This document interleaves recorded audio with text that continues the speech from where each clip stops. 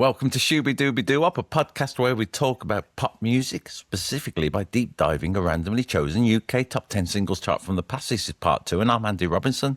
And it's still part 2, and I'm James Cook.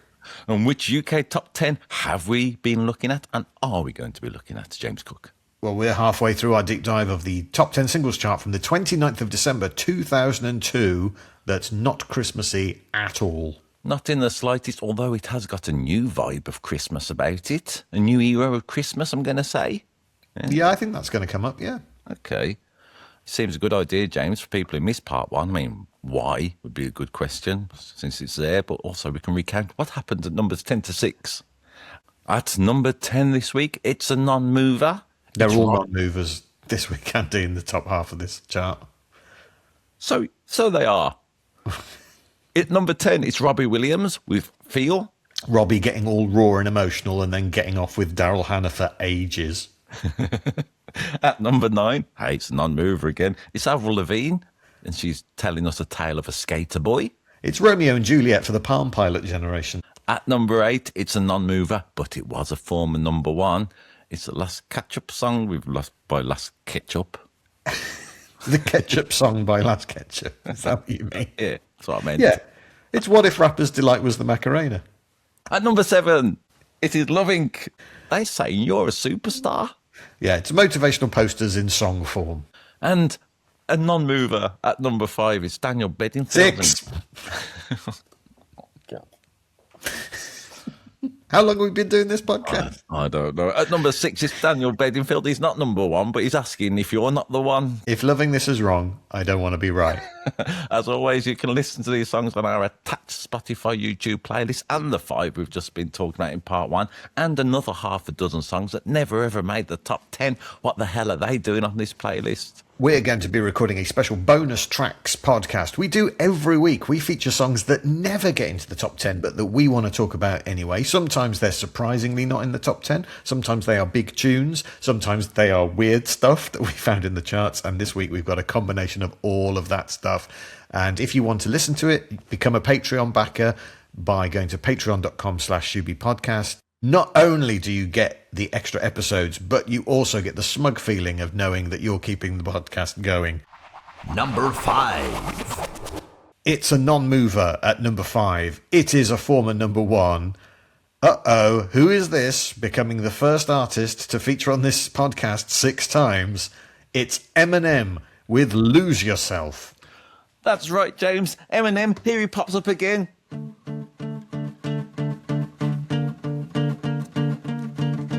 Something like that. Sorry, I'm Mom Spaghetti. It's coming out.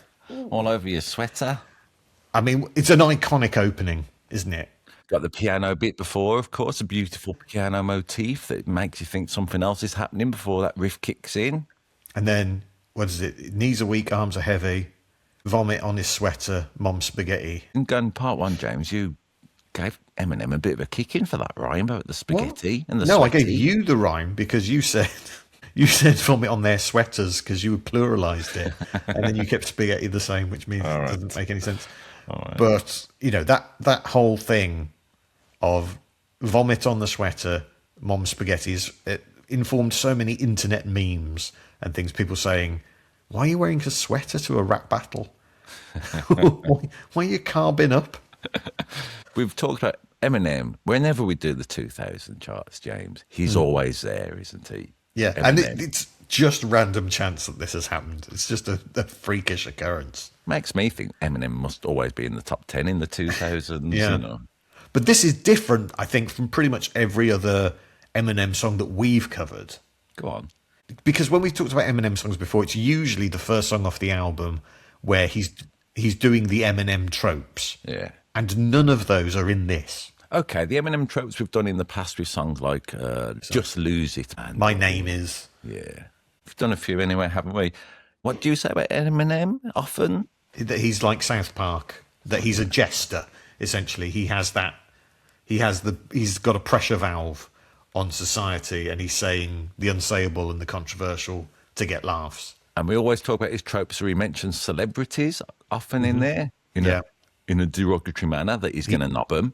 Yeah, he either wants to hurt them or love them in a sex way.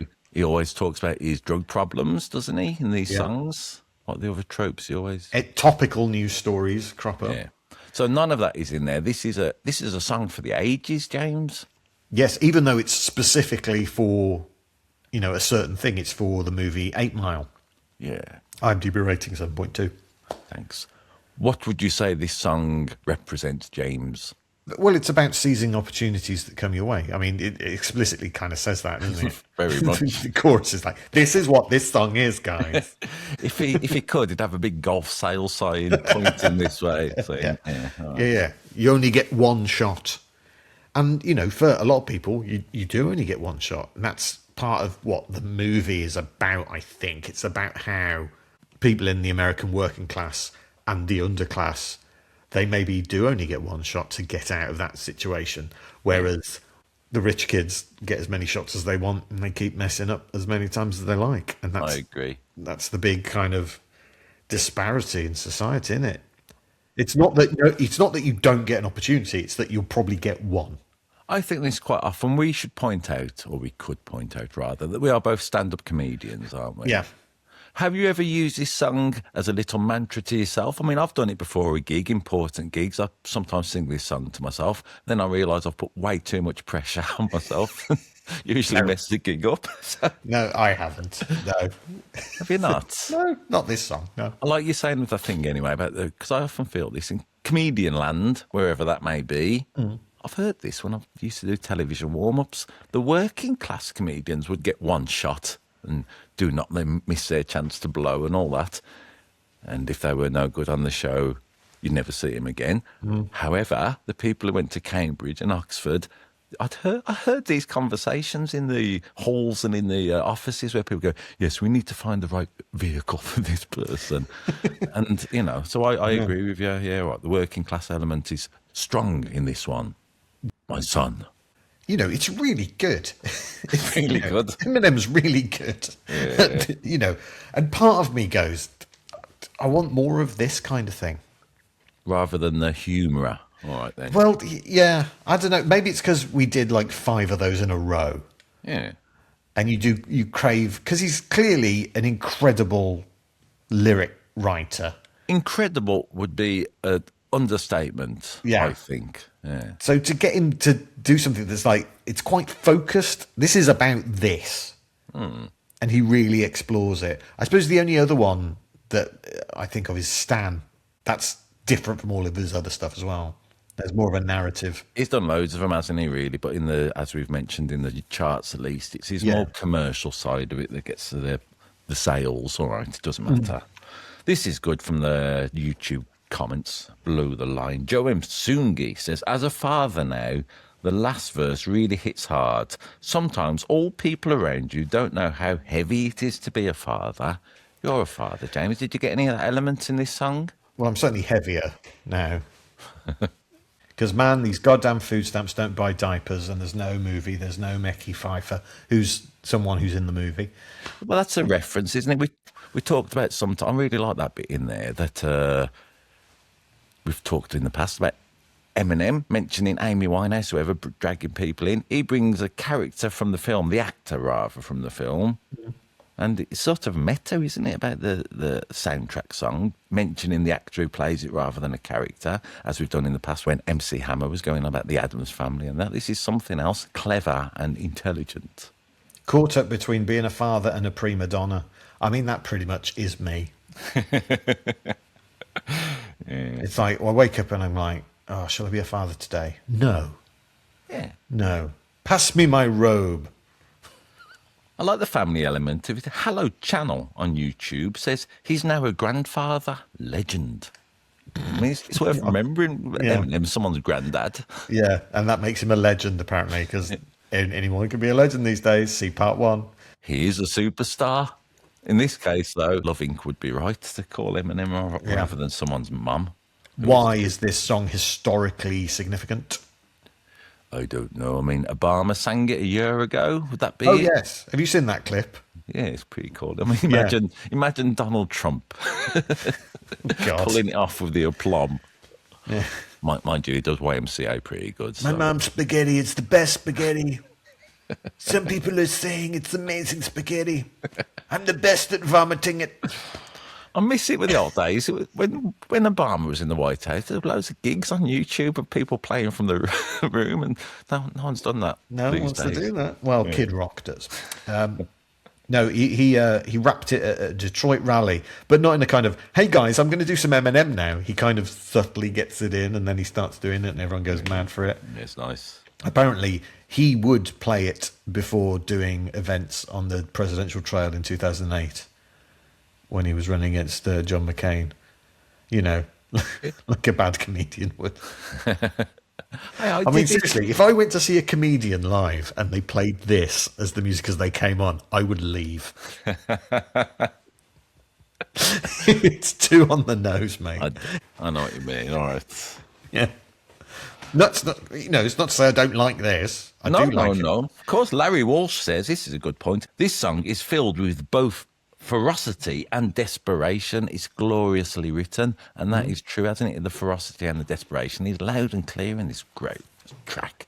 It's a phrase I heard in a review of an episode of the UK Office, and it's always stayed with me in stuff like this. And that phrase is, you can hear the money running out. Yeah, all right, nice. And there's always that edge. Any work of art that does that, whether it's a TV show, film, a book, piece of music, where you can hear the money running out, there's that desperation to it, and that's definitely in Lose Yourself. Welcome to Shooby Dooby Doo. Join our Patreon. Yeah, you can definitely. I mean, we should have like a bloody countdown on this thing. So, despite you saying that you don't like it, we should welcome to Shooby Dooby Doo. Join our Patreon. Yeah. We've got the money. It has gone again. We spent it on the guitar. We spent it on a lovely red tracksuit. Is that your Eminem tracksuit? I think it's a fake. I did wear this tracksuit because I thought it summed up 1992, but it's a fake. Yeah, You know. 2002. Oh, yes. I remember now. Yeah. The song is historical because it is the first rap song to win the Academy Award for Best Original Song, Okay. which it did at the Oscars, obs. It beat U2, it beat Paul Simon, who, to be fair, weren't rapping. Who collected the Oscar? I do not know. Well, it wasn't Eminem because he didn't think he was going to win, so he stayed at home. Pretty cool. But co-writer Louis Resto went and collected the award from Barbara Streisand, who was giving it out. And it's a shame we missed out on the Barbara Streisand Eminem interaction. I think that would have been interesting. Yeah. He did, though, appear at the Oscars in what year? I have no idea. In 2020. He performed "Lose Yourself" to cap off a tribute to songs that are in films. Basically, It did turn up to the Oscars then. All right, just much later. He did the original lyrics. They censored him repeatedly, and after the performance, he tweeted, "Look, if you had another shot, another opportunity, thanks for having me. Sorry, it took me 18 years to get here." All right. Do you know how many other rap songs have won the Oscar for original song? None. It's one. Okay, which one? It's "Hard Out Here for a Pimp" from Hustle and Flow. Okay. In the video, which features a lot of clips from the movie. I should just point out that is James saying in the video for new viewers and listeners. Sorry, it's just how we talk for some reason. Yeah. In the sheet of paper that he's got on the bus, Yeah. that's the real lyric sheet that Eminem wrote the original words of "Lose Yourself" on. Okay. It sold on eBay for $10,000. Bargain. Feels low, doesn't it? Yeah, it does. In Join today's our Patreon and we'll buy that. What a worthwhile thing that is. Should we fix the cameras? No. Let's do the same buy that. properly. No, Let's buy the paper. All right, this is interesting. I felt obviously the video features very heavily the film 8 Mile, since that is where it's from. Yeah. Yeah. We mentioned in part 1, didn't we, that Robbie Williams thought it was a good idea for his video to be getting off with Daryl Hannah for narrative thrust. Yeah. Kim Basinger appears in this video. Now, Eminem's not getting off with her, is he? No, because Kim Basinger plays his mom in the film. right. That's right. Like that kind of film. It's not Back to the Future. No, it's not Back to the Future. Back to the Future with Eminem. That'd be something. It's obviously brilliant. The vowels are sort of particularly, I bang on about vowel sounds, don't they? In the first one, let's not do it too much, but he's going, his soul's escaping through the hole that he's gaping, the world is made to take in, move towards a new world, boring, post-mortem, hotter, coast to coast. So A's, E's, I's, O's, flipping about all over the place. And he hammers them. Yeah. No one really rinses it, and it's appealing. Yet none of the lyrics I feel with Eminem ever sound too forced. You know what I mean? They don't just seem like unnecessary rhymes. They've all got a thrust, a narrative thrust, haven't they? These lines, mate. There's an old clip of him being interviewed that goes around the internet from time to time of him doing words that rhyme with orange. I saw that this week because it was underneath one of the ones I watched. It's impressive, isn't it? Yeah. I think that's a great insight into how his mind works. Yeah. And the fact that he comes up with so many so quickly. And the contempt he has for people when he says people say you can't rhyme the word orange. He's got a real contempt for you bunch of divs. Watch this. Yeah. I Dance. This is a great comment on YouTube, I think. I Dance says, Slim makes you laugh. Eminem makes you think. Marshall makes you cry. B Rabbit makes you fight. Mom makes spaghetti. I like that. All the different facets of Eminem. Yeah. And mentioning Mom Spaghetti, which is the name of a restaurant in Detroit that is co-owned by Eminem, where you can buy 4 different types of spaghetti and spaghetti sandwiches. Yeah. The spaghetti is cooked the day before and then reheated so that it tastes like leftovers. Okay, yeah. And the sauce is made from scratch, but it is made to taste like it's come out of a jar. Again, Eminem's genius. But also, famously in the song, what does that spaghetti make you do? Vomit. Yeah, is that a selling point for a restaurant? Hey, you shouldn't have done a spaghetti sandwich. You should have been a spaghetti wrap. What an honour. I was there when you did that joke. I was on the call. I've got the flow, like Eminem. I'm going to do that joke again over that. I won't bother. Number 4. Again, it's a non-mover at number 4, although this was a former number 1. It's Blue with Elton John, with sorry seems to be the hardest word. Is it though? Because here's the thing. I think meaning sorry is the hard thing to do. But I think saying sorry sometimes is a little bit too easy. I put a quiz out on social media, James. We get a lot of pop stars listening, don't we? Yeah. For some reason.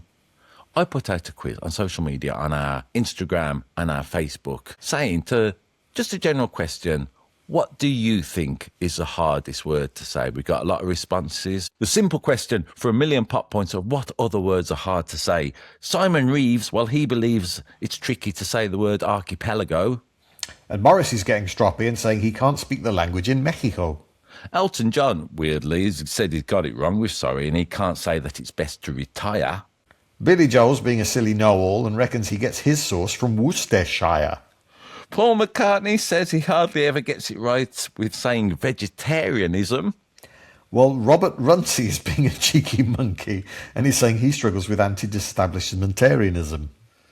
There's no name sweeter to say than Alita, and that's sent in by Vladimir Nabokov. And finally, Tom Jones is on his own, and he reckons that the hardest word to say is that little train station in Wales, the one that has the name of Llanfairpwllgwyn Gwyn Gilgo Geri Querin Drobuli Landosilio Gogogoch. All great suggestions from these pop stars. Who should we give 1 million points to this week? Robert Runcie, I think so. the former Archbishop of Canterbury, That's right. who's a big fan of this show. Yeah, all right then. 1 million pop points to you, Robert Runcie. I don't know. He should have 1 million poke points, ideally, but here we are. All right then. So we've already talked about the notion of sorry. Is it the hardest word to say? But people say sorry when they don't mean it. They do those non-apology apologies. Yeah, I'm a big fan. I'm sorry if you felt that. Putting the emphasis on someone else. Is that a bad thing to say all the time, do you think? Sometimes it is true, isn't it? Like what? What do you mean? I just don't like that people call it the non-apology. I'm sorry if you felt that way. I think that's sometimes passive-aggressive and all that, but not always. Not always. Sometimes that is fact, isn't it? The facts, as a youth say, that someone might have taken it in a way that was not intended, and it's up to them really to sort it out. But I also think that shows either that you don't mean it, And sometimes it's fine for you to not mean it, or it means that you don't understand why they'd be upset in the first place. All right, then. In this case, Blue and Elton, a bit later on, they're asking, what have I got to do to make you love me? What have I got to do to make you care? It's sad. How sad? So sad. It's a sad situation. And it's getting harder every day. And more absurd. Very similar thematically to the Daniel Bedingfield song we talked about in part 1. I mean, also, we talked about in part 1, Lee Ryan is dyslexic, isn't he? That's a rumour we're trying to start for some reason. And he killed Diana, since I haven't done that this week. Yeah. You know, I mean, that's clearly a joke. No one's going to get us for that. That's fine. One would hope. Yeah. And if you are offended by that, we're sorry that you were offended by it. Yeah. Hard for me to say that is a joke. All right, then. So I struggle with this rendition. I like this song a lot.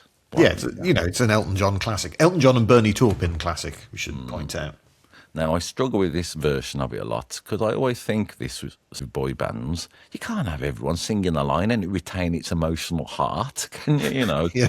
So they're all having You all think that, do you? Yeah, no, there's a lot of oohs going on. And, Lee Ryan, I have to say, when he did his line, it made me laugh the first time I heard it this week. Just the emotion of it all. And I love Lee Ryan, really. I'm only being silly, but he always amuses me.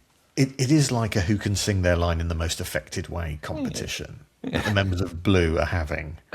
And then Elton John shows up and goes, this is how you sing in an affected way. Yeah, hold my beer, as the internet phrase goes. All right, then.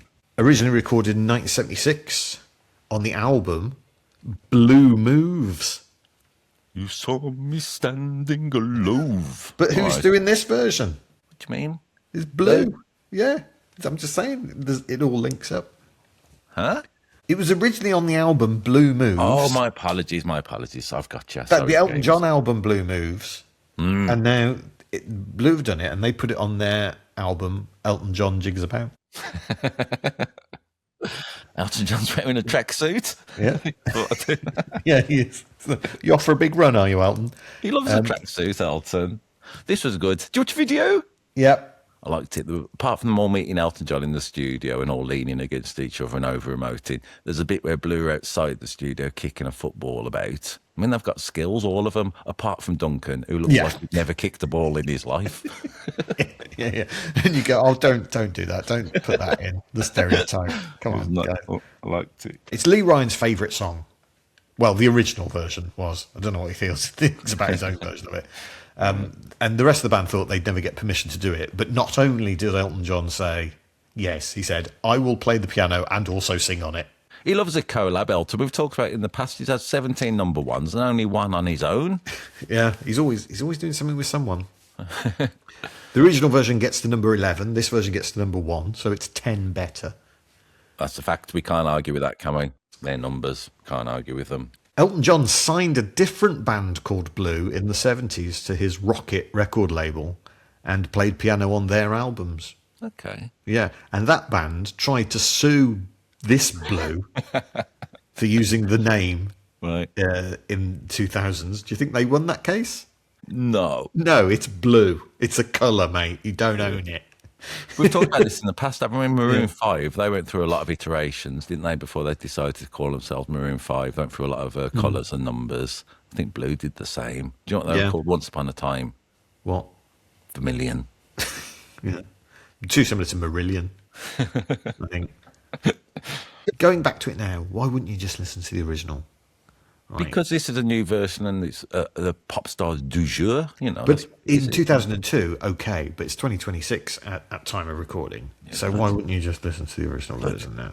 Bloody random Conrad 3000. Yeah, I know that's why we're doing this version. But I'm saying if you wanted to listen to, sorry seems to be the hardest word, why wouldn't you just listen to the Elton John version? Maybe where he's singing in a less affected way and there aren't 4 other people trying to do vocal wanking essentially all over the top of it. Yeah, I mean it's got a yo in it. That annoyed me. Yeah. The kind of right at the beginning, the sort of that sort of record scratchy sound. It's all right, though. I don't want to slag it off. As we've done in the past, James, Can't Help Falling in Love by UB40. Also, I Got You, Babe by UB40. Loads of them we've done in the past. It doesn't really matter because it's just a great song, isn't it? So this is another iteration. Yeah. It doesn't get rid of the old one. This No. one coming on streaming services. Yo, yo. Maybe people watch it because I want to pick up some football tips from Duncan. Yeah. Just run away. Number 3. Down one place to number 3 from its peak position of number 2. It is Sacred Trust by One True Voice. And it's going to be really hard to talk about this without referencing other songs that are coming up later in the chart. So that might well happen. This was a point I was making in the beginning of this episode, is that although there's no Christmas songs in it, there's a new relationship to Christmas songs with this record and ones to follow. And that's mainly, is it X Factor or Pop Idol? Which one? Neither. This is from Popstars, The Rivals. I forgot. All right then. Okay, so here's where we are with that. So the first series of Popstars had been like a documentary about putting together a new pop band, which turned out to be Hearsay, who had massive hit with Pure and Simple. I think they had another number 1, and then everything became progressively lower in the charts. And then they started getting abuse, completely unwarranted. Hearsay. Yeah. And They're they, from on the internet. in like real life, people shouting at them and stuff. Kim Marsh had left. They put another bloke in, and the whole thing disintegrated. And basically, by October 2002, they had split up. But the losers from that series become Liberty X and go on to have a slightly more successful singles career that is continuing for a few years. We covered just a little bit in the past. Yes, we've done that in a previous episode. So that happened with Pop Stars. Between that series of Pop Stars and this series of Pop Stars, there had also been Pop Idol, which was to find a solo singer, and that was won by Will Young. Gareth Gates was second, and Darius was third. And they had that finished in like March 2002, and all 3 of those had number 1s in 2002, spending 14 weeks at number 1 between them. I think Will and Gareth both had 2, and Darius had 1. So that was massive. And then at the end of the year, this new series of Pop Stars, and they decide, basically because they hadn't foreseen the Liberty X thing happening, they thought, let's control that by having 2 groups come out of it, and we'll split it along gender lines. We'll have a boys group, and we'll have a girl group, and they The can boys battle are each over other. there. The girls are over Yeah. there. And they can battle it out for Christmas number 1. Yeah. And this is the winning boys Yep. doing the song that they're given to try and get to Christmas number 1. And as we have revealed, it peaks at number 2, so it didn't win, Yeah. which was a Oh. shock because everyone thought the boys would absolutely win. It's a good backdrop to the next few records, all that story, isn't it, James? So here we are with One True Voice. These are the top 5 boys from the competition pushed into a band together and given a song by Pete Waterman. And they were given a song because who was this song written by, I learned? It was written by the Bee Gees. Yeah. It affected me a bit. I didn't learn that for a bit. I listened to this song for a bit, thought that's rubbish. And then, when I learned it was written by the Bee Gees, we've done it in the past, haven't we, with Bee Gees songs when they give them to other artists. Dionne Warwick, Heartbreaker. What else have we done? Diana Ross, Yeah. So, various others. various others. So I thought, well, maybe there's more to this song than I first gave it. But it still annoys me. Nearly It's 5 not- minutes as well. Nearly 5 minutes long. Way too long. I think, crucially, when did the Bee Gees write this song? Fairly recently to the release of this in the late 90s or something. No, it's like a year before. It's 2001. It's from their album, This Is Where I Came In. They didn't put it out as a single. It was an album track. And Pete Waterman was like, and quite understandably at the time, because we're in sort of Westlife era, and there'd been Boyzone. Basically, going back through that, through Take That, through New Kids on the Block, there had been these boy bands, and NSYNC and Backstreet Boys as well, and all the other sort of British ones, and the sort of slightly insipid boy band ballad. Was which Westlife entirely did. That was all they did, and they were massive. It made sense to do something like that, but it just doesn't work. It's weird, isn't it?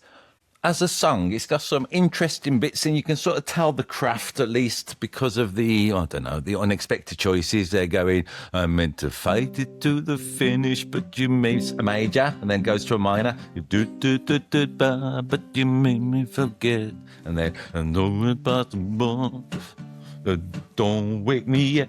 Bum, bum, bum, bum, bum, bum, bum, bum, bum. Does that again, then it goes into another major to minor bit of baby, I can't last another night. Major, minor, every eternity. Then back to the whatever he's doing. Do do do do do do do do minor. And then for the chorus, James goes to major. I follow with you right into my heart.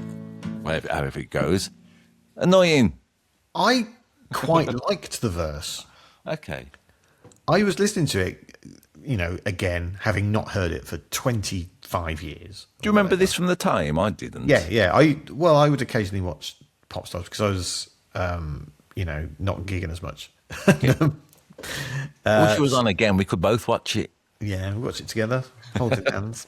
And I remember at the time going, it's a bit nothing, this song.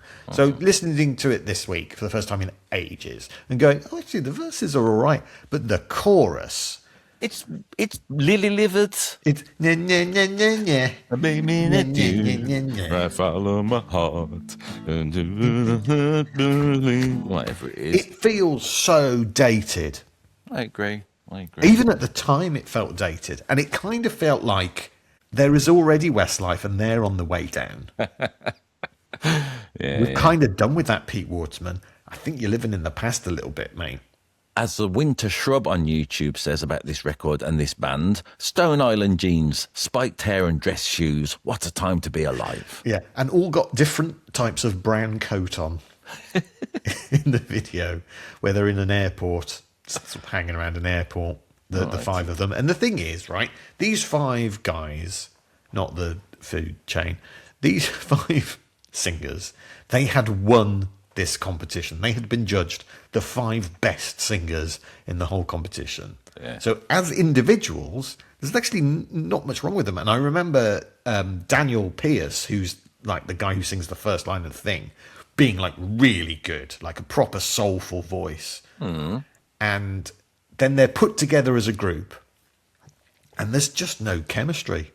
It's weird, isn't it? D-Lost5 on YouTube says about the song, sounds like two songs nailed together. That key change into chorus puts my teeth on edge. I kind of agree with that. Yeah. And then he goes, as for the video, 5 cheap pleather jackets and a hire car spin around the Excel Centre, please. Job done. Tragic. So, this is a kind of, I suppose, vitriol hearsay might have got, but it's online, so we're kind of contributing to it. I mean, there are stories that they didn't really get on.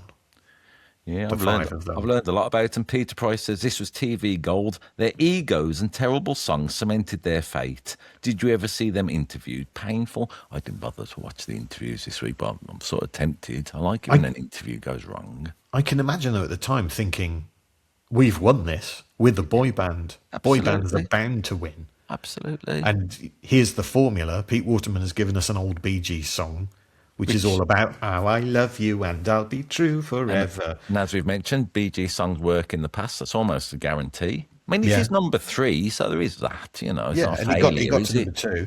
Yeah. But pretty soon after their second single, which was written by Rick Astley, by the way, it's called Shakespeare's Way with Words, and got to number 10.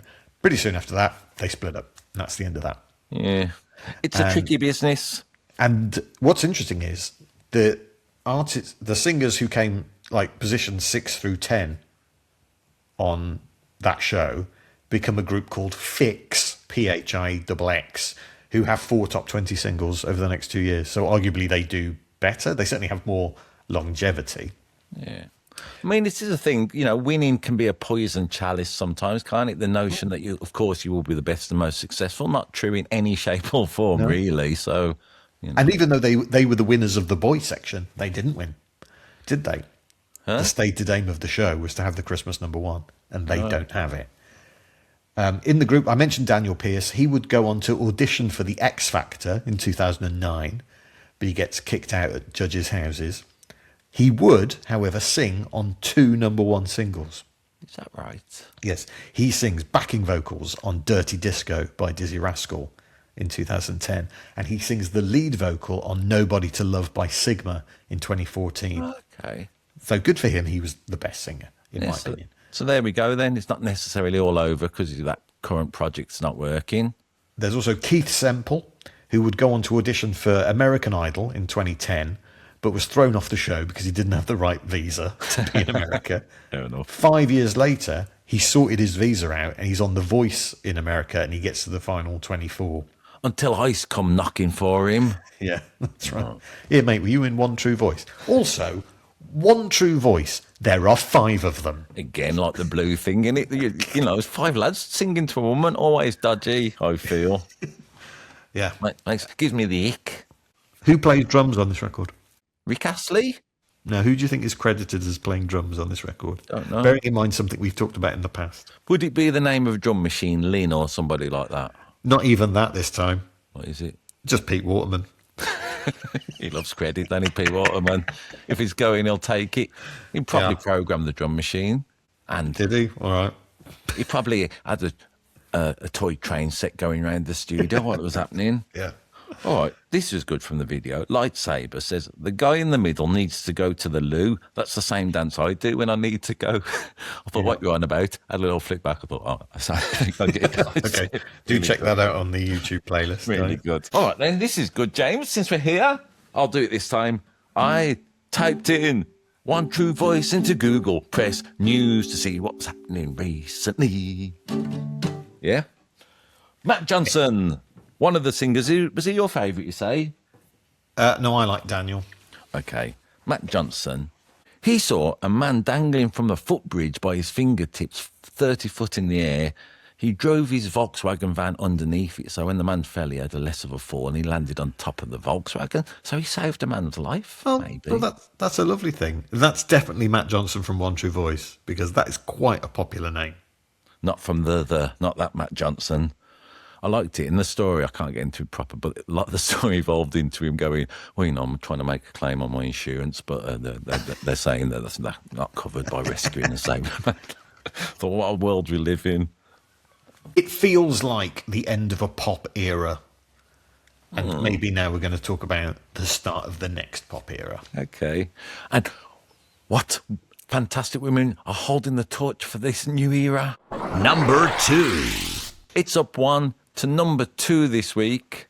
It's The Cheeky Song by the Cheeky Girls. It's Cheeky Song brackets Touch My Bum by the Cheeky Girls. That's right, that's in brackets. Now, we've talked about bracket work in the past, James. What's your take on brackets and the necessity of them pop song titles? The reason they started putting brackets in the names of songs was because sometimes the song title wouldn't be what people called it. They would call it something else, maybe like some prominent lyric from the song, and that ended up being the bit in brackets. And then people got all arty with their bracket use, and that got out of touch. But this, you know, this is Touch My Bum in brackets. So maybe it's going back to the good old days. All right, where do we start with the Cheeky Girls again? They were on what's the name of the programme? I forgot. On Pop Stars The Rivals, they auditioned. They're another one of this lot, aren't they? Yep, they're part of it. They were both born in Transylvania, I remember. Yes, in the Vampire Hall of Fame, yeah. And it's there, you know. How are we going to talk about this record? Do you like it? Did you like it? Will you like it? Look, we've done this podcast, and in the past, I've re-examined my relationship with Agadoo and the Macarena. Yeah. And in this podcast, we're usually more tolerant of these novelty records than maybe we were at the time because of the uniqueness of them and their ability to change some sort of cultural narrative. I mean, I'm going to say the Cheeky Girls did that to an extent. Am I? I think I just have. Yeah, they're not setting out to make Bohemian Rhapsody, are they? But as an aural experience, in my opinion, Oh, yeah. It is not nice to listen to. It's not pleasing on the ears. I agree. I can't, despite my best intentions to think I'm going to get into this week and be a champion, the actual record itself is... That first line, "You never ever dance, what do you do?" How that is produced on this with so much auto-tune, and it still sounds absolutely awful.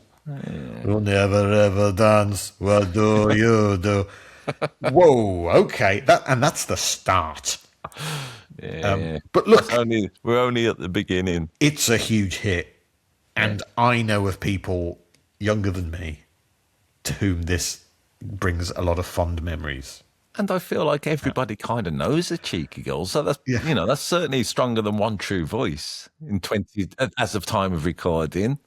So what happened was they auditioned for Pop Stars The Rivals. They go into the room. They're wearing the hot pants. And this was before they used to do the auditions in like a big theatre in front of an audience. This is when it was just in front of the judges. And they go, "What are you going to sing?" And the tradition is people sing a popular song. And they're like, "We're doing our own song."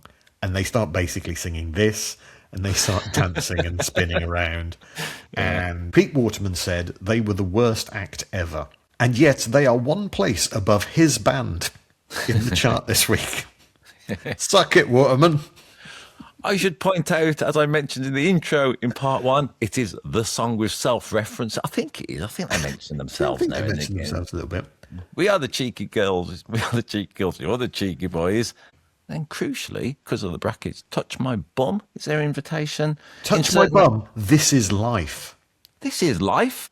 No lyric in any song has made me want to kill myself more. If that's what life is, me touching your bum. Yeah. What do you mean? On the cheeks?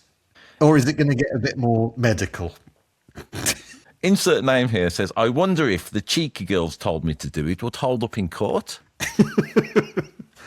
I mean, they've opened themselves up to all kinds of behaviour there, haven't they? Sounds a little bit like Saturday Night by Wigfield everyone's going on about. Yeah, So there's that. They clearly said, let's try and make it sound a bit like Wigfield. And that's all due to the Cheeky Boys. The Cheeky Boys. What do you mean? That's who produced this record. They're really leaning into the cheeky nature of it. All right. And they're co-writers on the song, along with who? When they went into the audition and didn't choose a cover, were they choosing a song that was penned by their mother? That's correct. Margaret, Yeah. their mother, had written the song.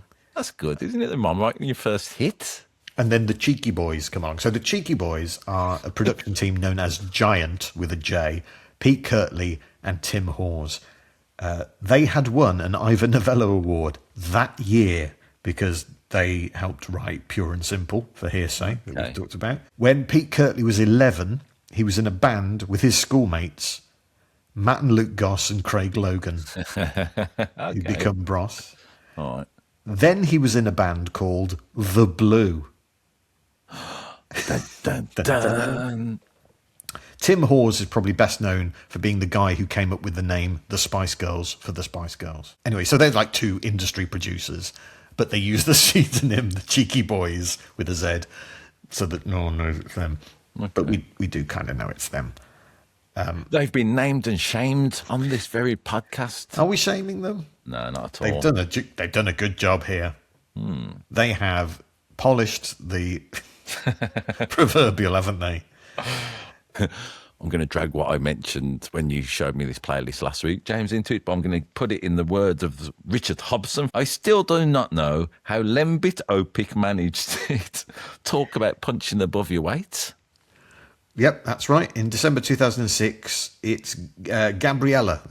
We haven't even named the Cheeky Girls. They're Gabriella and Monica Iramia, I believe it's pronounced. Gabriella started dating Lembit Opik MP because he'd been helping them to stay in the country because they were facing, and 3 months later they weren't going out anymore. Okay, it really made me laugh. Lembit Opik. Who was he the MP for? Was he a Lib Dem? Up in Scotland, he was an MP up in Scotland. He used to go out with Sian Lloyd, the weather presenter. Right, so they ended it with her to go out with one of the Cheeky Girls for 3 months.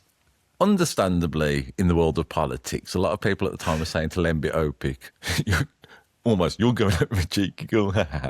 And then he got a peculiar big dick energy, I think is a new phrase for me. Lemby Topic, the MP, was going, well, all I'm saying is I was out with the two of them last night, so if you think that's tragic, then, you have a look at that. God. It was really weird. It was Big weird. Opic energy. Yeah, so Gabriella and Monica, they used to tour with the Hungarian State Opera before they moved to the UK. God knows what they were doing with them. Spinning around with hot pants on.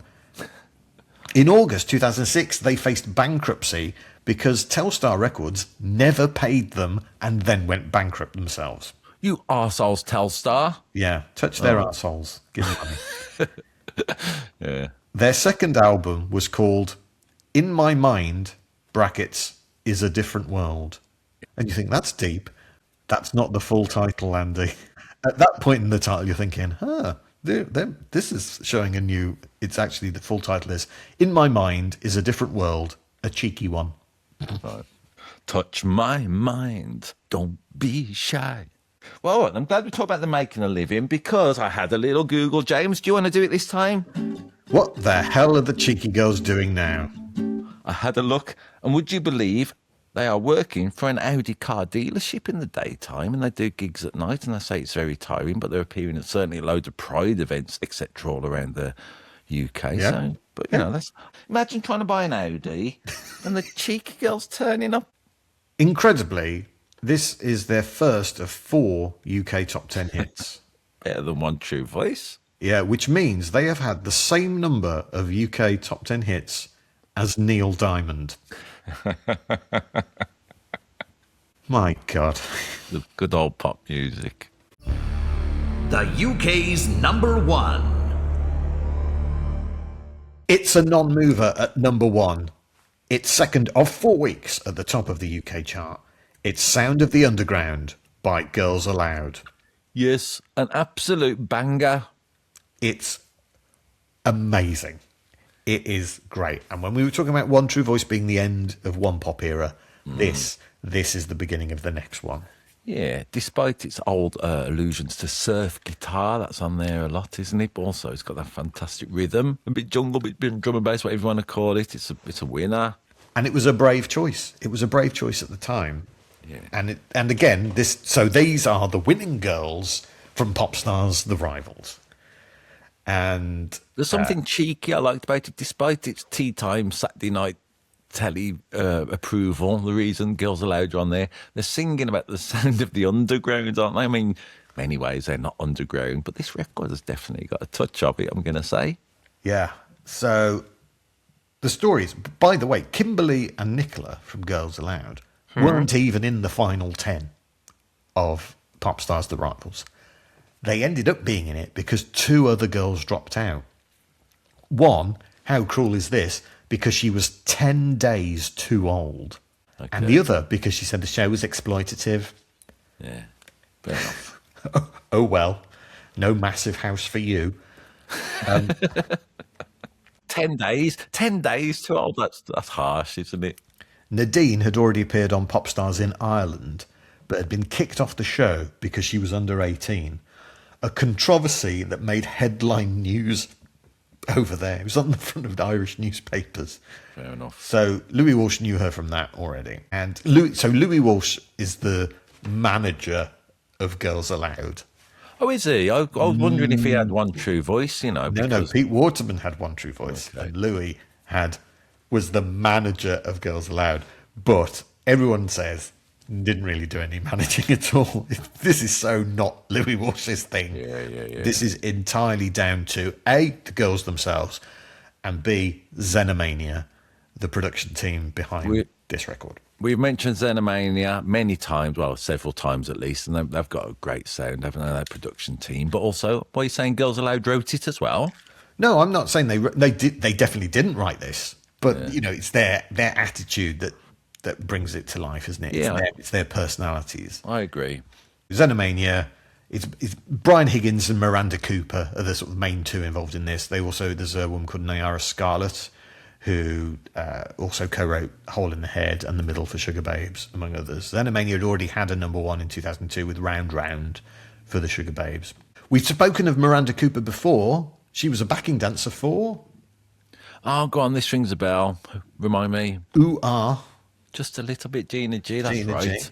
And yeah, loads of people going on about her and her illustrious career after being a backing dancer. Yeah. Brian Higgins, who said, music is a fundamental human need. Well, maybe not as necessary as water. I like that. And they would go on to do basically all of the Girls Aloud stuff, as well as stuff for the Sugar Babes and the Saturdays and Paloma Faith and Little Mix and Amelia Lilly. The song was originally written for a girl group called Orchid, whose vocals are still on the track as backing vocals. Okay. I Yeah. did hear a lot more going on than just them 5 Girls Aloud. Or, yeah. It was also offered to Samantha Mumba, who turned it down. And here's the thing that maybe Louis Walsh and his team had over Pete Waterman, is that they had chosen this song at the start of the series. They knew whoever was winning it, this was the song they were going to do. So all 10 girls in the series recorded vocals for this. And then when people got kicked off, their vocal would be deleted. And then they were constructing the song like that. So it got down to the last, I think it's between Sarah Harding and Javine. Rest in peace, Sarah Harding, we should point out. He's no longer with us. And it was between them for the last place. So they had 2 versions of the record ready to go.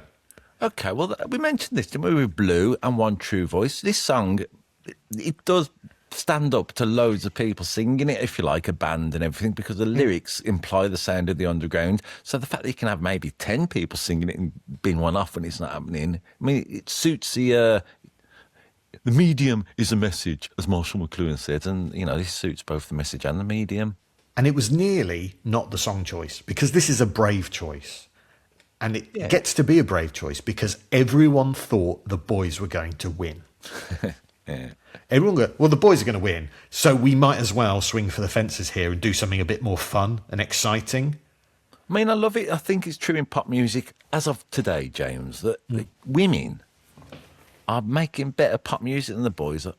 Obviously, that's a sweeping statement, but I think by and large, the boys sing about how sensitive they are, how about the feeling, how their love is like a river, all this kind of stuff. And the women making pop music these days, it's audacious, it's personal, it's funny, it's not cheeky like the girls, but, you know, it's got that element of impudence to it, and it makes much more exciting pop music, I think. There was another song that they nearly put out as their winning song, and it's the B-side. Okay. It's what is it? A cover version of Stay Another Day by E17. Yeah, well, great choice. Whoever made that to bin that to the B-side rather than try and make that. Absolutely. How much? Oh, not another bloody insipid cover. You don't. And want Stay that. Another Day had been number 1 at Christmas time in the past, so you can imagine a certain mentality thinking, well, we're on to a winner here, we'll just do a Christmas number 1 again. Yeah, But yeah. That was basically the cop-out option, and this is the let's do something. Pete Waterman, to this day, did he claim he wrote it and sang everything? No, he's absolutely furious about this. Is he? Because he didn't pick a song for the boys until they'd got the band all sorted, and then they had to turn it round in like a week and a half. And that's why they went for that beat. Quick, let's do that. Whereas this had been worked on and produced and finessed and honed and made to sound awesome by Xenomania. Yeah. Well, you should have learned a lesson, Pete Waterman. Yeah. Try harder. Yeah.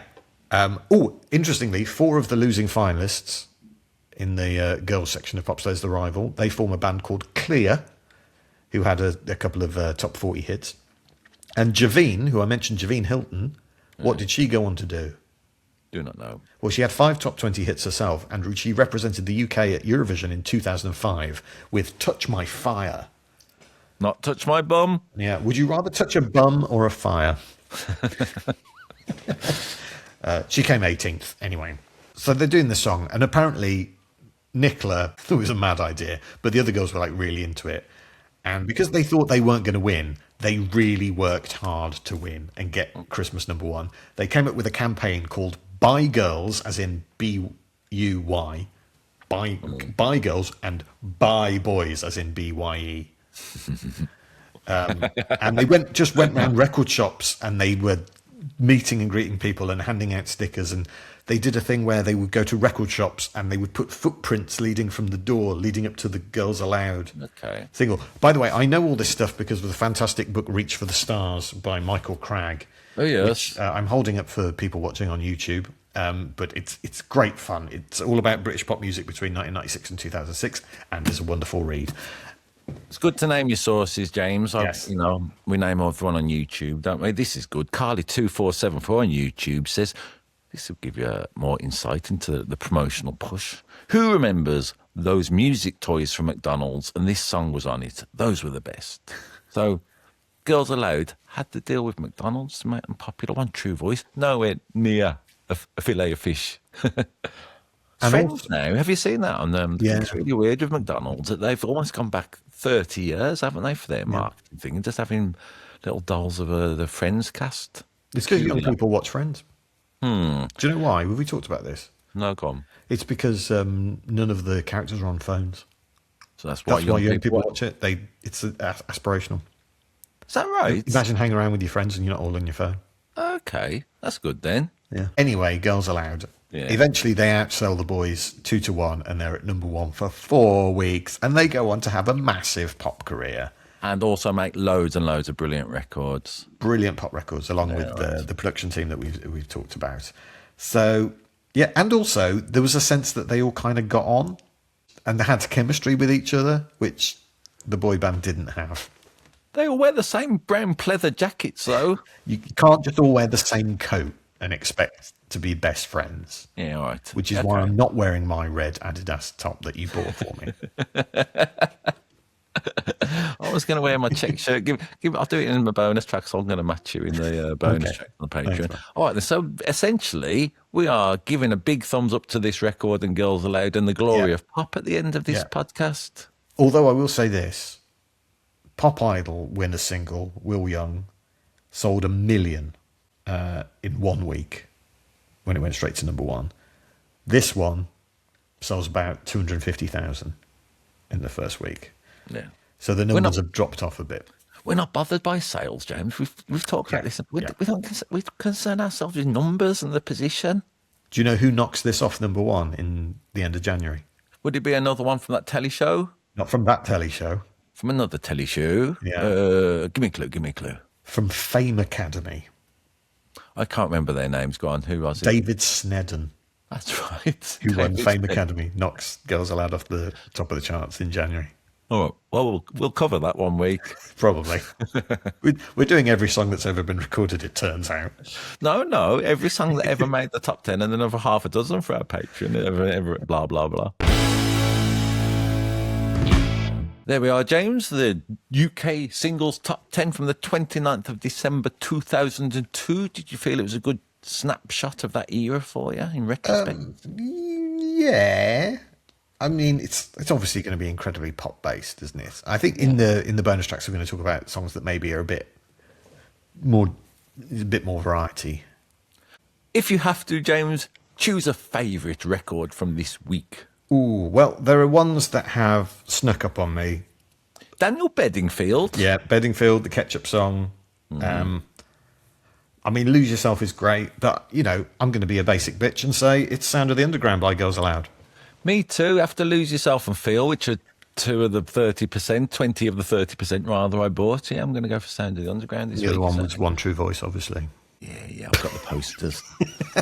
I can't put them, but the One True Voice posters are over there. And I'm going to put my pleather jacket on for the bonus tracks. We can't wait. As always, you can listen to all of these songs and the half a dozen we're about to talk about in our bonus tracks Patreon. I always like to give you a nudge towards the music, because without the music, James, we would be not here. Exactly. And coming up in the bonus tracks, for those people who do kindly bung in a couple of quid every month to keep this podcast going, we have got a Mercury Music Prize winner, the song that Tina turned down, Hidden Radicals, and Norfolk's Biggest Choir. Hello, Norfolk's Biggest Choir. We've been expecting you.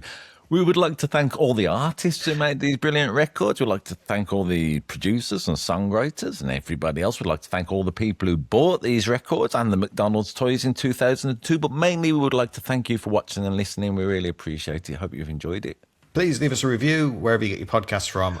Please leave us a review. Also, subscribe and follow. All the stuff that people say at the end of the video. You live in modern times. You know why we're asking.